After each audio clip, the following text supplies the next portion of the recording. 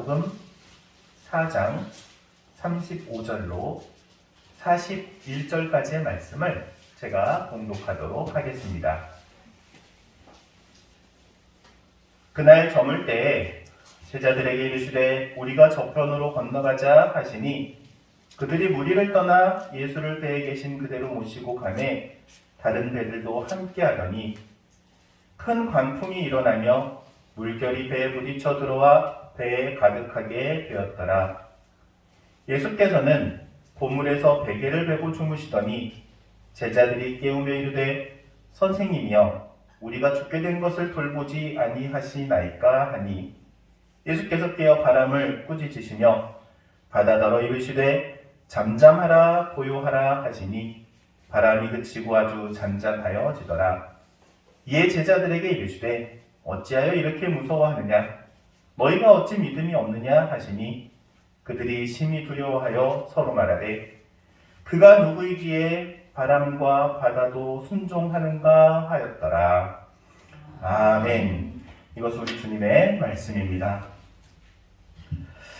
1912년 당시에 대서특필로 이렇게 신문에 일면에 코에 사진으로 실린 게 있습니다. 큰 배를 하나 실었는데 이 배가 당시 기술, 최고의 기술력으로 만들어진 배로 무려 길이가 296m 그리고 높이가 20층고의 높이로 세워진 큰 거대한 배였습니다. 그리고 이 배를 건조해 놓고 이 안에 특수 장치들을 다 해놔가지고 절대로 침몰하지 않는 배라는 별명을 붙여서 불침선이라고도 불렀다고 합니다. 그런 배가 항해를 나가서 첫 항해 때 빙산을 만나게 됩니다. 그런데 재미있는 것은 앞에 빙산이 있으니까 조심하라는 연락을 항해사가 받았습니다. 그리고 나서 항해사가 선장하고 이렇게 대화했다고 합니다. 우리 배가 빙산이랑 부딪힌다고 우리 배가 침몰하겠습니까? 이렇게 거대하고 크게 잘 만들어 놓은 배가. 그러니까 선장도 그치 뭐 빙산에 부딪힌다고 우리 배가 침몰하겠어? 그랬는데 불과 2시간 만에 빙산을 만나게 되고 부딪혀서 침몰하게 됩니다. 그 배의 이름이 타이타닉이라는 배예요. 당시에 인간이 만들 수 있는 최고의 기술로 만들어진 배였음에도 불구하고 빙산 한 덩어리에 그냥 침몰하게 되었던 것이죠. 아무리 인간이 위대한 문물을 만들어낸다 할지라도 자연 앞에서는 아주 태양 앞에 반딧불과 같은 존재라는 것이죠. 인생에서도 마찬가지입니다. 풍랑을 만났을 때 인간이 가지고 있는 힘이 미약하다는 사실을 깨달을 수밖에 없습니다. 오늘 본문은 풍랑을 만난 제자들이 풍랑을 만났을 때 과연 무엇으로 이겨내는지를 보면서 우리 인생에도 부딪혀오는 이 거센 파도를 어떻게 이겨내야겠구나 다짐할 수 있는 이 시간이 되기를 원합니다.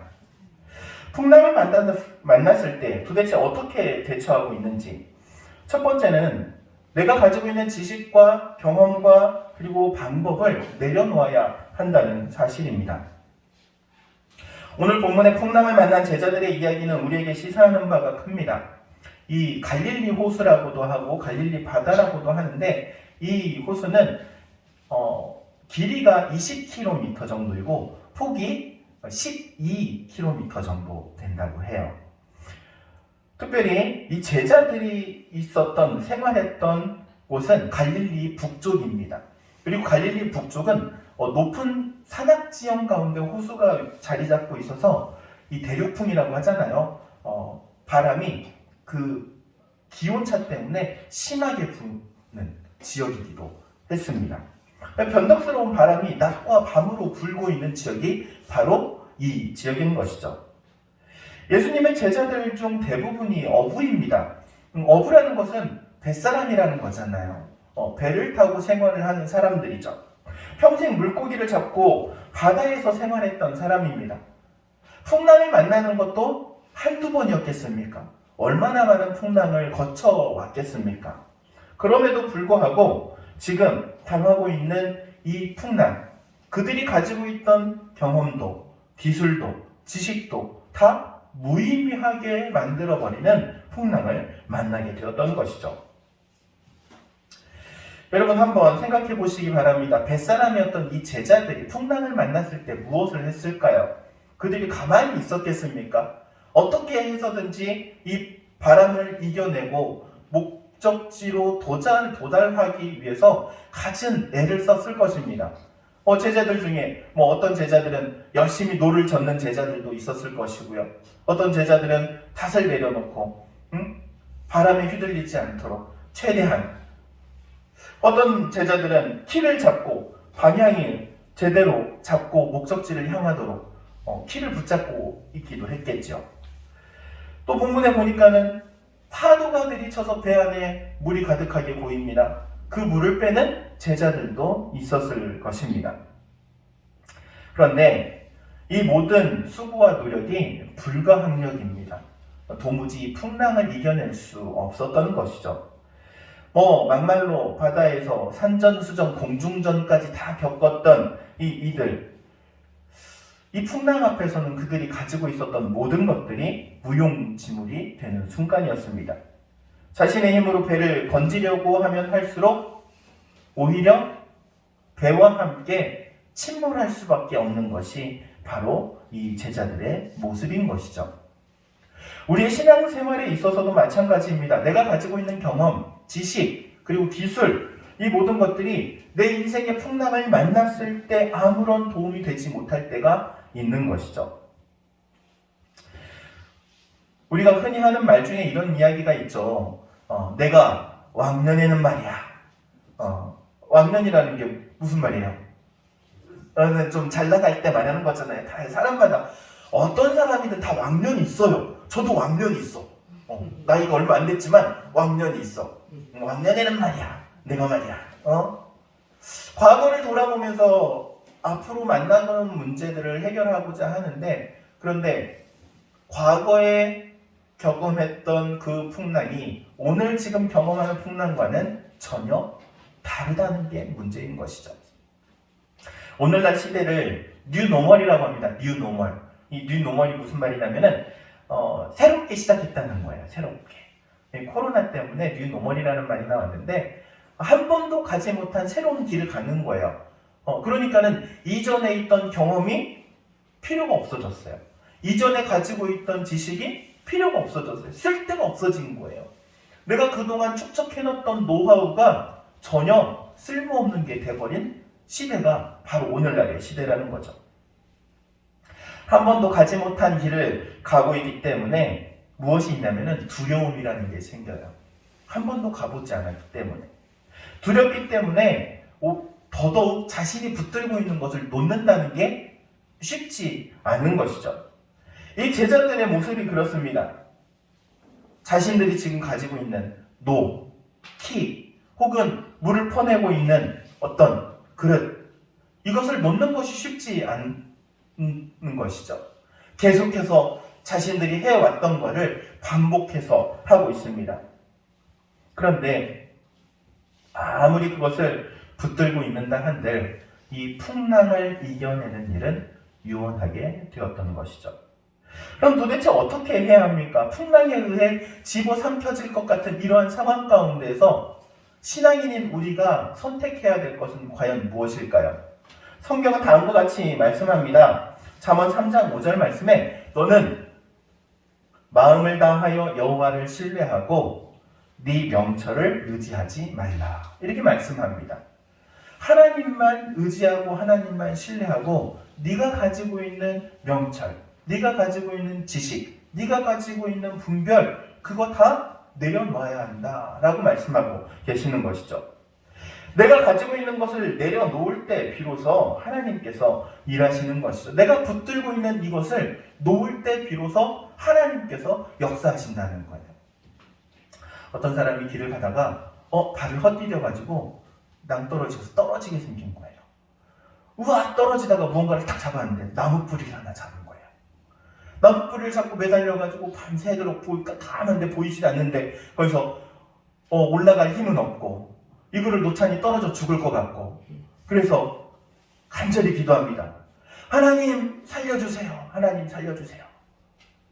그 기도가 통했는지 응답이 옵니다. 그 손을 놓아라. 그 손을 놓아라.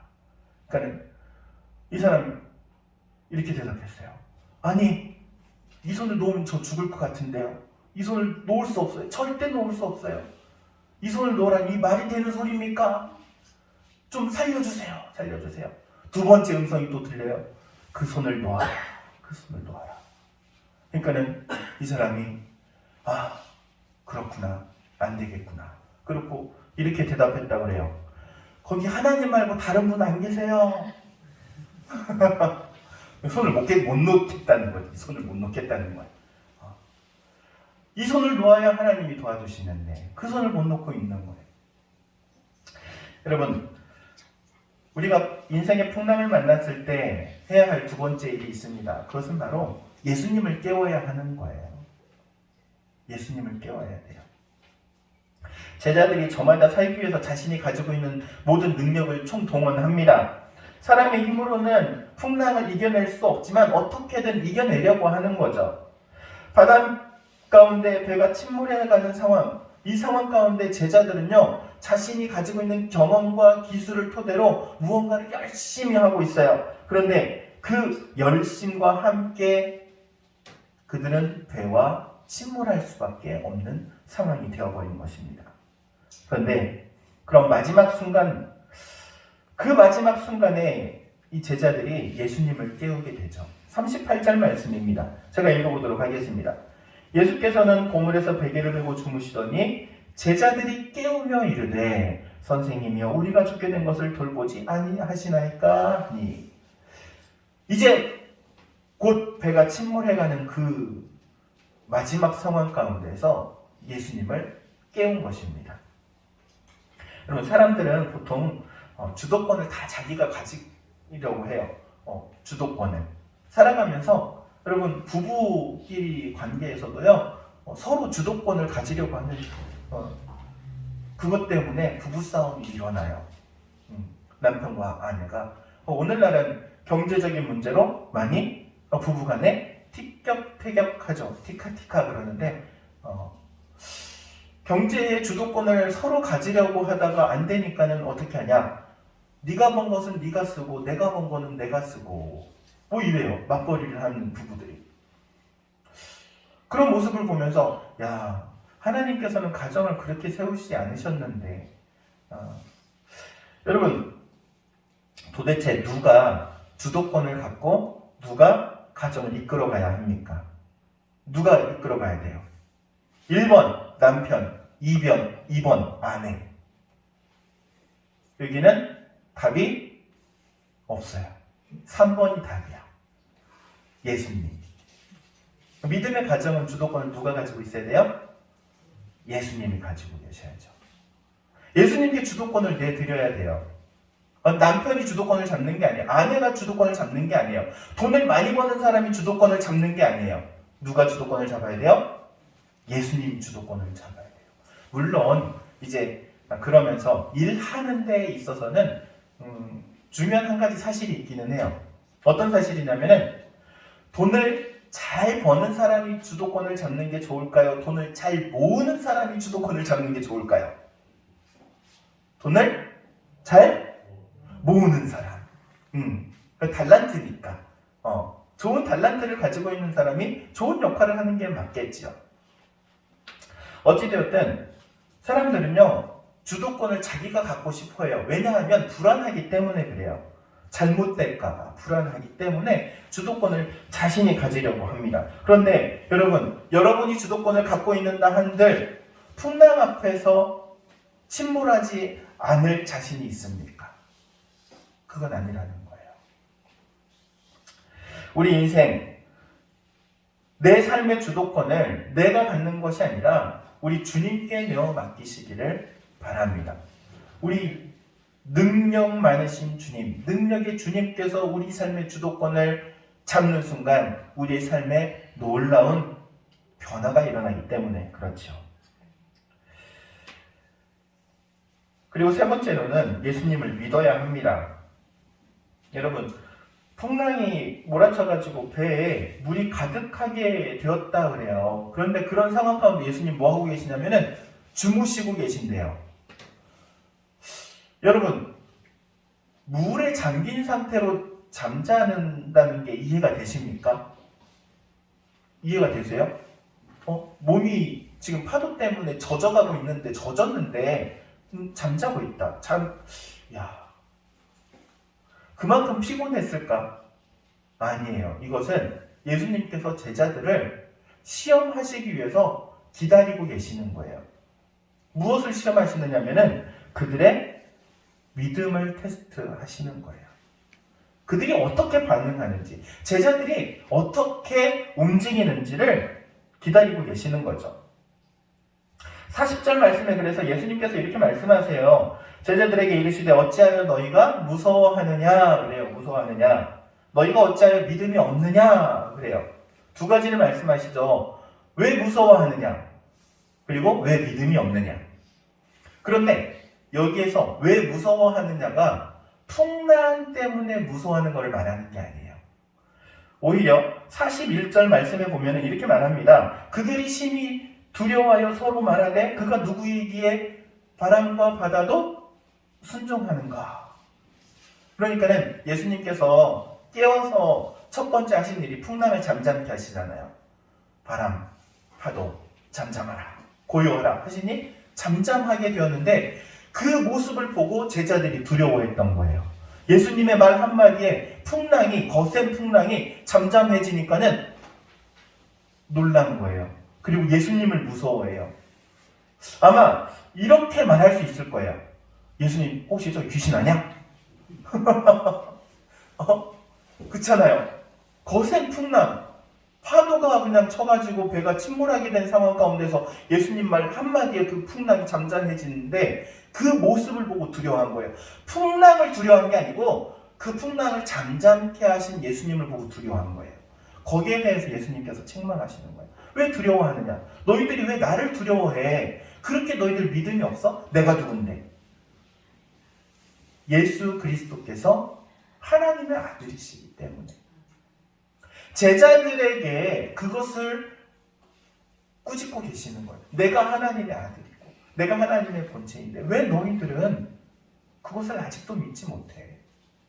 바람과 파도도 잠잠하게 만드는 것, 천지창조를 창조하신 그 하나님의 아들이신 분이 그 파도 하나 잠잠하게 못하겠냐는 거예요. 예수님과 함께 동행은 하고 있는데 예수님을 믿지는 않는 거예요. 제자들이 예수님을 선생님이라고만 받아들이지 주님이라고 받아들이지 않는 거예요. 사랑하는 담임교회 성도 여러분, 예수님 누구십니까? 만왕의 왕이며 만주의 주이십니다. 완전하신 하나님의 하나뿐인 아들, 독생자이십니다. 우리를 위해서 십자가를 지심으로 우리에게 생명을 주신 분이 바로 흠없고 점없는 어린 양과 같은 속죄제물로 오신 예수님이라는 사실을 여러분 믿으시기 바랍니다. 제자들을 향하여서 말하죠. 너희가 어찌하여 두려워하며 어찌하여 믿음이 없느냐. 예수님께서 오늘 이 땅에 오신다면 우리에게 과연 무엇이라고 말씀하실까요? 야, 네가 마지막까지 믿음을 지켰다. 너무나 수고했다. 이렇게 말하실까요? 아니면 어찌하여 믿음이 없느냐. 이렇게 말하실까요? 우리는 주님 앞에 설 때 그 믿음을 칭찬받는 우리 모두가 되기를 주의 이름으로 축원드립니다. 기도하도록 하겠습니다. 사랑과 은혜가 충만하신 하나님, 은혜를 구합니다. 우리 예수님을 따랐던 제자들과 같이 믿음이 약합니다. 저희 약한 믿음을 하나님께서 긍휼히 여겨주셔서 더욱더 굳건한 믿음, 강력한 믿음 소유하게 하시고 믿음으로 우리의 삶에 다가오는 풍랑들을 이겨낼 수 있도록 인도하여 주옵소서.